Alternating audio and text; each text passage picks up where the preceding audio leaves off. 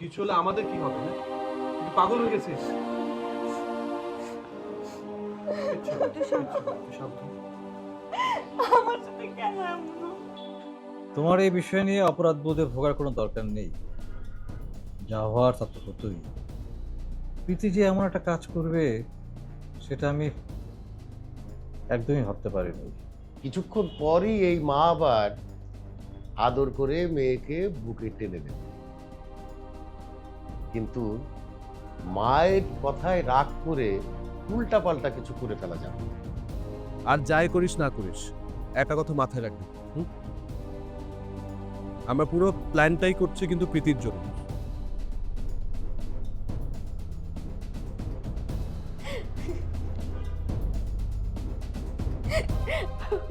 হ্যাঁ, তুই হাসতেই পারিস। হাসির মতো সিলি তোর কাছে মনে হতেই পারে। আর তুই তো প্রীতি আপু না।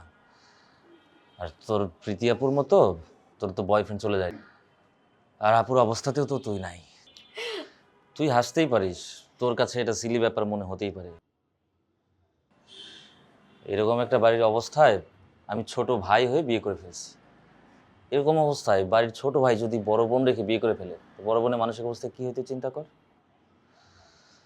তার উপর যদি দীর্ঘদিনের প্রেমিক বিয়ে করতে অস্বীকার করে, তার মানসিক অবস্থা তুই চিন্তা করতে পারছিস? আর তুই কি চিন্তা করবি? কারণ সেই সাইকোলজির বই কিন্তু তোর এখনো পড়া হয় নাই। শোন, তোর বোনের, তোর মায়ের, সবার সাইকোলজি আমার পড়া শেষ। হ্যাঁ, এরা কেউ কারো ভালো দেখতে পায় না। প্রীতি তোর বড় বোন, তুই তার ছোট ভাই, একমাত্র ছোট ভাই। তুই আসছস বিয়ে করে বউকে নিয়ে। কই, তোর বড় বোন তো একবারও তোর বউকে এসে কনগ্রাচুলেট করলো না? করছে? আবার আসছে আমাকে জ্ঞান দিতে।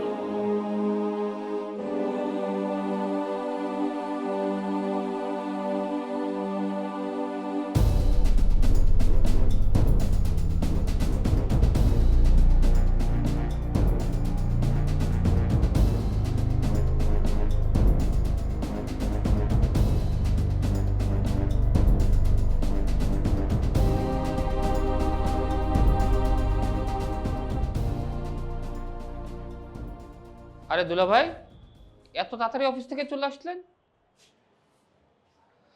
অনেক টেনশন হচ্ছিল মেয়েটার জন্য। মেয়েটা কখন কি ঘটনা ঘটিয়ে বসে তাই ভালো লাগছিল না, এই জন্য আর অফিসে যাইনি। দুলা ভাই, আপনি শুধু শুধু টেনশন করতেছেন। আমরা সবাই আছি না, দেখবেন সব ঠিক হয়ে যাবে। হলে তো ভালোই হয়। আরে হবে হবে, এদিকে তো কবির একটা এলাহি কাণ্ড ঘটিয়ে বসেছে। কবির আবার কি ঘটালো? দুশ্চিন্তা করার মতো কিছু না, ভালো কিছুই ঘটিয়েছে।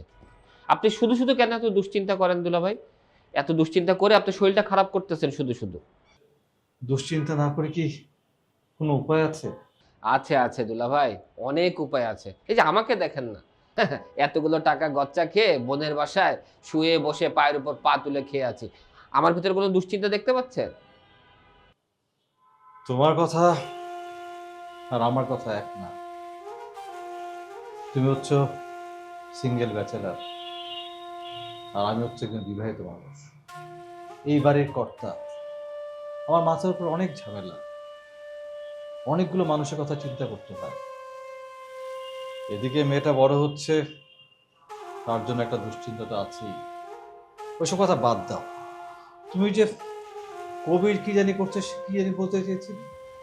দুলা ভাই, দুশ্চিন্তা করার মতো কিছু না। ও রাতের বেলা একটা বারবিকিউ পার্টি করার আয়োজন করেছে, আমরা সবাই ওখানে থাকবো। আপনিও চলে আসেন কিন্তু। এটা হচ্ছে প্রীতির উপর মানসিক চাপ কমানোর একটা উদ্যোগ। দেখবেন দুলা ভাই, প্রীতি আবার খেলবে, হাসবে, দৌড়াদৌড়ি করবে। আর এটা তো সত্যি ভালো খবর। কবিরটা না একটা জিনিয়াস।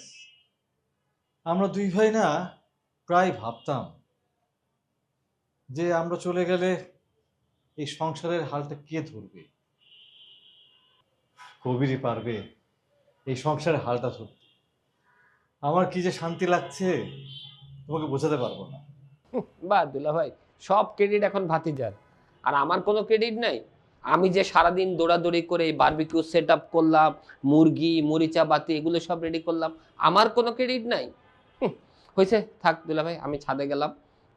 কবির যদি এইবারে নেক্সট জেনারেশনের পিলার হয়ে থাকে, তুমি হচ্ছে কি এই বাড়ির খাম্বা। থাক দুলাভাই, আমাকে আর খাম্বা বানানোর দরকার নাই, আমার অনেক কাজ পড়ে আছে। আমি ওদিকে ছাদে যাই, দেখি কি অবস্থা। আচ্ছা ঠিক আছে, তুমি যাও। এই শোনো শোনো, তোমার আপা কি খবর জানে? এই তো দুলাভাই দিলেন মনটা খারাপ করে। আচ্ছা দুলাভাই, সবাইকে সবকিছু জানিয়ে কি করা যায়? দেখবেন সবকিছু গোছায় আনবো, আপা এসে হুট করে সব প্ল্যান ভেস্তে করে দেবে। আর দুলাভাই, আপনার কাছে একটা অনুরোধ, আপনি দয়া করে একটু চুপ থাকবেন। আপনার স্ত্রী কখন কোথায় প্যাচ লাগাবে তারপরে সব ভেস্তে যাবে। ও, এখন আমার স্ত্রী আর তোমার? আমার কি? আমার আবার কি? শুনেন দুলাভাই, বিয়ের আগে মেয়েদের থাকে বাপের বাড়ি, আর বিয়ের পরে সব স্বামীর বাড়ির দায়িত্ব। কথা তো তুমি ভালোই শিখেছো। তুমি কিন্তু একটা কাজ করতে পারো। যেদিন একটা ট্রেন্ড শুরু হচ্ছে না, মানে যে স্ট্যান্ড আপ কমেডি, তুমি চাইলে কিন্তু সেটা শুরু করতে পারো। শোনো শোনো, আরে তোমার মতো দেখতে একটা কমেডিয়ান আছে, আমি হাসতে দেখেছি, যে কি জানি এই ও মনে পড়েছে, এই মোহাম্মদপুরের তরু, ওই ছেলেটি ভালো কমেডি করে। আমি যখন মেন্টাল স্ট্রেসে থাকি না, তখন ওর রিল দেখি, তখন মনটা ভালো হয়ে যায়। দুলাভাই, আপনি আপনার মোহাম্মদপুরের তরুণী নিয়ে থাকেন, আমি গেলাম। আরে শোনো শোনো, তোমাদের নামেও কিন্তু মিল আছে, তোমার নামও তরু, ওর নামও তরু। কুম্ভ মেলায় তোমরা দুজন দুদিকে হারিয়ে গিয়েছি। দুলাভাই, আপনি পারেন না। তবে দেখে ভালো লাগছে। এতক্ষণ আপনাকে ছাপোষা ক্যারেদির মতো লাগছিল। দুশ্চিন্তার কষাঘাতে অবস্থা বেহাল, তবে এখন তো দেখছি সিনেমা চৌধুরী সাহেবের মতো লাগছে। থাক থাক, এসব যাই, এদিকে আমি যাই, এদিকে কাজ আছে, এদিকে আপা যদি এখন দেখে ফেলে সব ধ্বংস হয়ে যাবে। আমি গেলাম, আল্লাহ হাফেজ।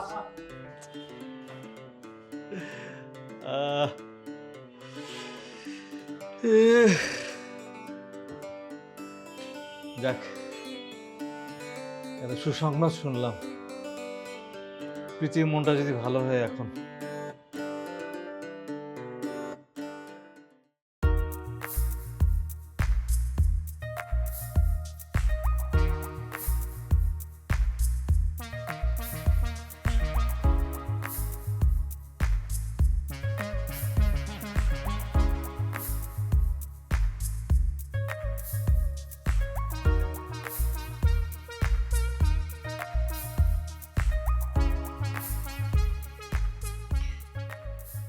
থ্যাঙ্কস, তুমি আমার জন্য এত কিছু করলে। আমি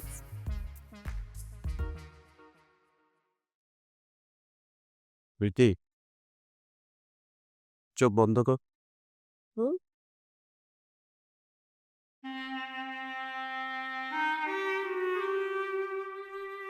তোর মনে পড়ে ছোটবেলায় কিন্তু আমি সবসময় তোর পাশে থাকতো, সবসময় তোকে খুশি করার চেষ্টা করতাম। ছোটবেলায় আমরা আগুন ছাড়া খেলনার চুলাতে বালি দিয়ে ভাত রান্না করে খেতাম। হ্যাঁ, তুমি পাতা কুড়িয়ে আনতে, আর এই শুকনো পাতায় আমি মিথ্যে মিথ্যে রান্না করতাম। আর ওই যে মুঠো ভর্তি করে তুমি বাতাস নিয়ে আসতে, আর বলতে এই নে পানি খা, আর আমি ঢক ঢক করে সে বাতাস পানি খেতাম। উফ, একবার তুই বাড়িতে একটা পুকুরে শাপলা দেখে বলেছিলি যে ওই শাপলা তোর লাগে। হ্যাঁ, তুমি সাঁতারও পারতে না, তারপরও ঝাঁপিয়ে পড়েছিলে পানিতে। একটু পর কোনোভাবে প্রাণী বেঁচে শাপলা ফুল আমাকে দিয়ে বলেছিল এই নে তোর শাপলা। আচ্ছা প্রীতি, তোর কি মনে পড়ে একবার একটা ছেলে তোর সাথে খুব বাজে ব্যবহার করেছিল? হ্যাঁ, আর তুমি সেই ছেলের হাত পা একেবারে ভেঙে দিয়েছিলে। পরে চাচু তোমাকে খুব বকেছিল, খুব মেরেছিল, তুমি অনেক কান্না করেছিলে। তুমি সবসময় আমার পাশে ছিলে। তখন আমার কাছে সবকিছু ছিল। এখন এখন কোনো কিছু নেই, আমার সবকিছু শেষ হয়ে গেছে।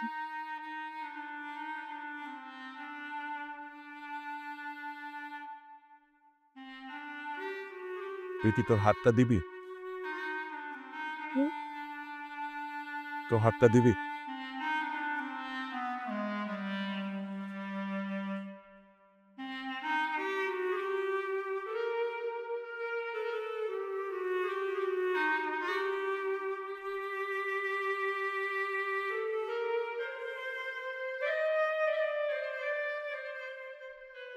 প্রীতি,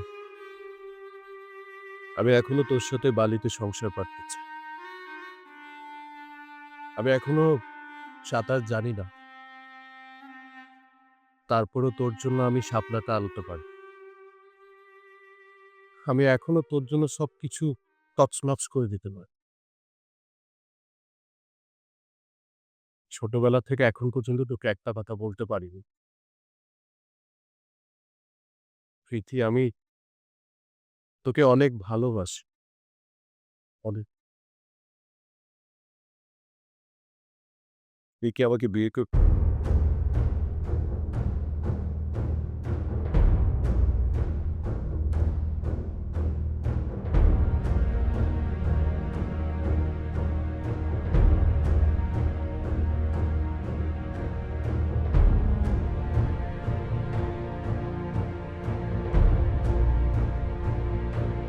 প্রীতি,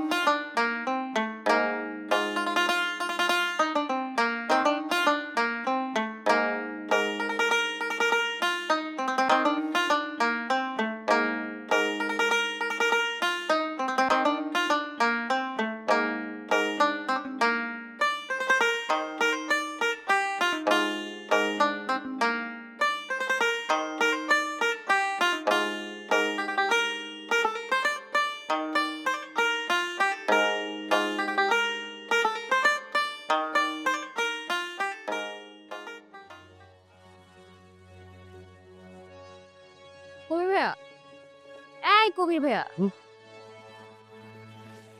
লাইট গুলো তো সব জ্বালিয়ে দিয়েছি, এখন বারবিকিউ সেটআপটা ইম্পর্টেন্ট। হ্যাঁ? লাইট তো সব জ্বালিয়ে দিয়েছি, এখন বারবিকিউ সেটআপটা করো, ওইটা ইম্পর্টেন্ট। হ্যাঁ হ্যাঁ, আমি দেখছি, তুই যা। তুমি তাহলে করো, আমি গেলাম। হ্যাঁ।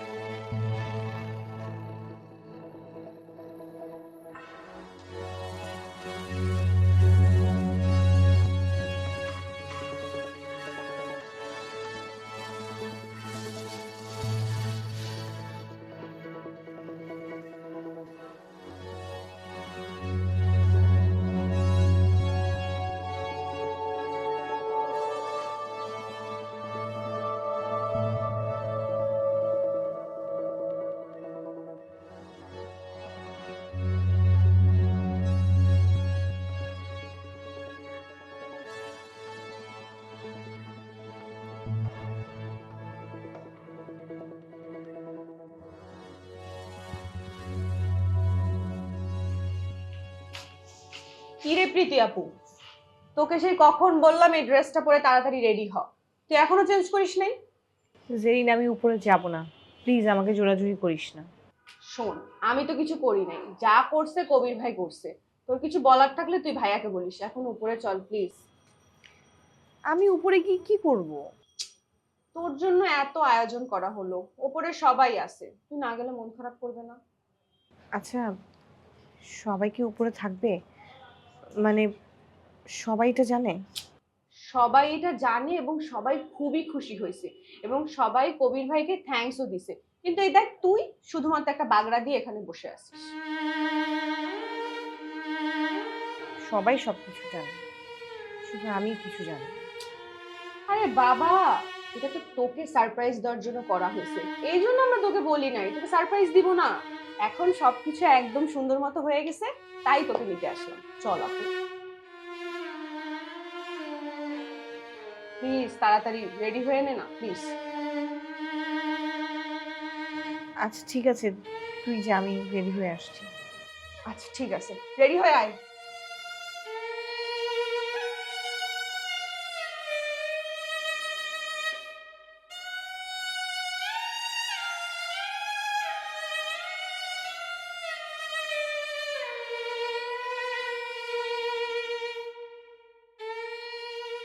এই মিথিলা, চল চল উপরে চল। উপরে কেন যাব? আরে উপরে পার্টির আয়োজন করছে।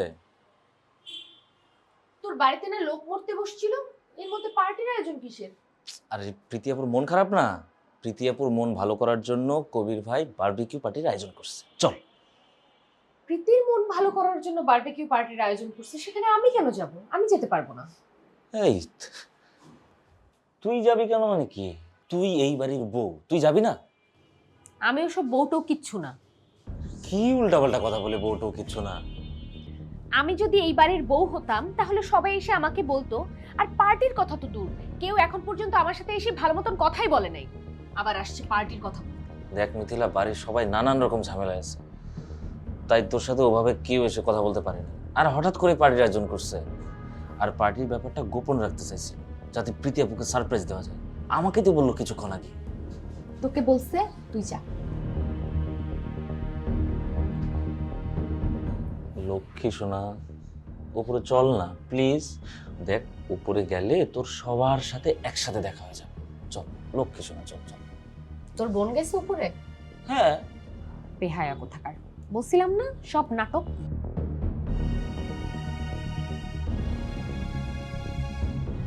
আচ্ছা ওসব কথা বাদ দে, এখন চল প্লিজ।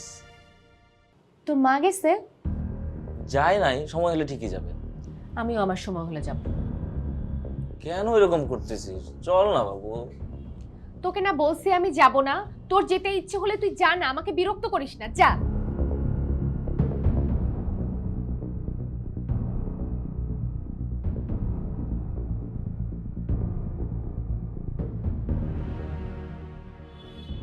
আমি এত সস্তা তাই না? আমাকে বললেই আমি ধেই ধেই করে নাচতে নাচতে চলে যাব। রাবিশ।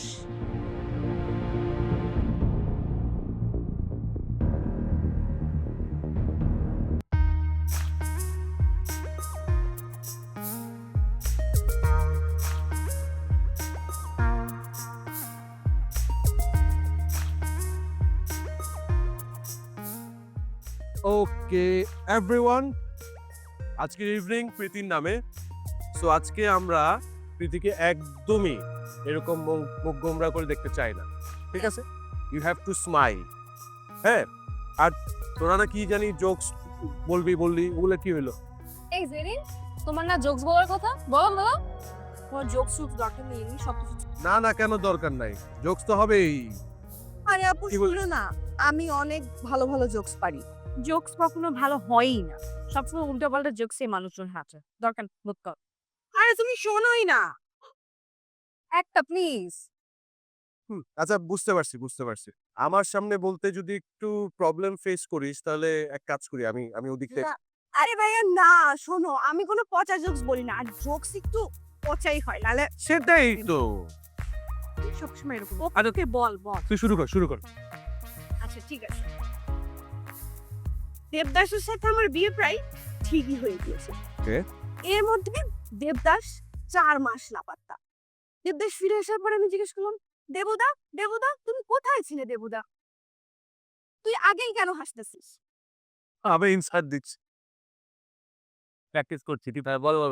আচ্ছা ঠিক আছে, বল। আমি আবার শুরু থেকে বলবো, তোরা কিন্তু এবার শুনছিস। দেবদাসের সাথে আমার বিয়ে প্রায় ঠিকই হয়ে গিয়েছিল। এর মাত্র দেবদাস 4 মাস লাপাত্তা।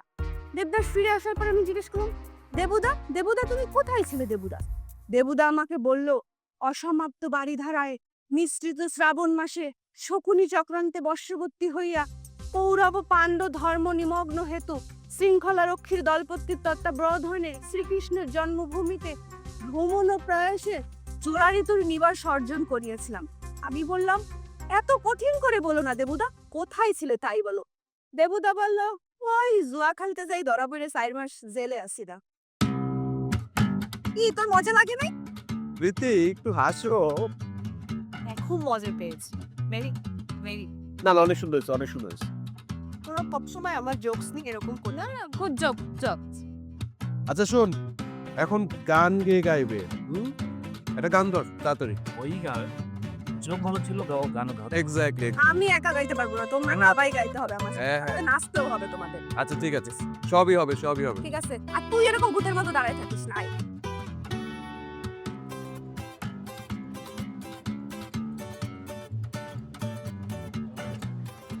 ভাইজান, তুমি এখানে একা দাঁড়িয়ে আছো কেন? চলো ছাদে চলো। আরে বস তো তুই একটু, এত তাড়াহুড়ার কিছু নাই। আরে তুমি তো জানো না, ওরা ছাদে নাচ গান আনন্দ ফুর্তি করছে, বারবিকিউ পার্টিও করছে।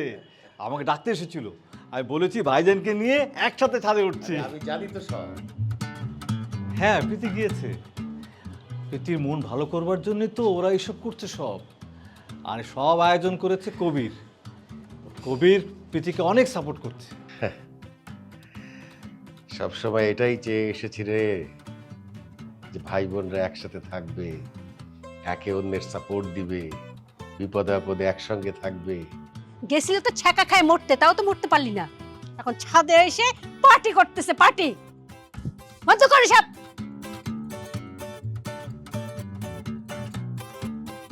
চাচি আমি তোমাকে আগে এসব বন্ধ কর, কোনো কিচ্ছু বুঝবো না আমি।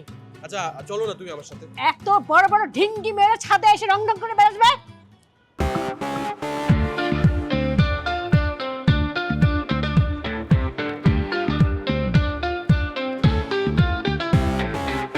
চোরাস্তে ভাসি বালির ঘর বাঁধি, স্বপ্নের ফেরিওয়ালাডা দিয়ে যায় জীবনে কুয়াশা ধোয়াটে পথ, আলো আধারের সাথে খেলা চলেই যায়।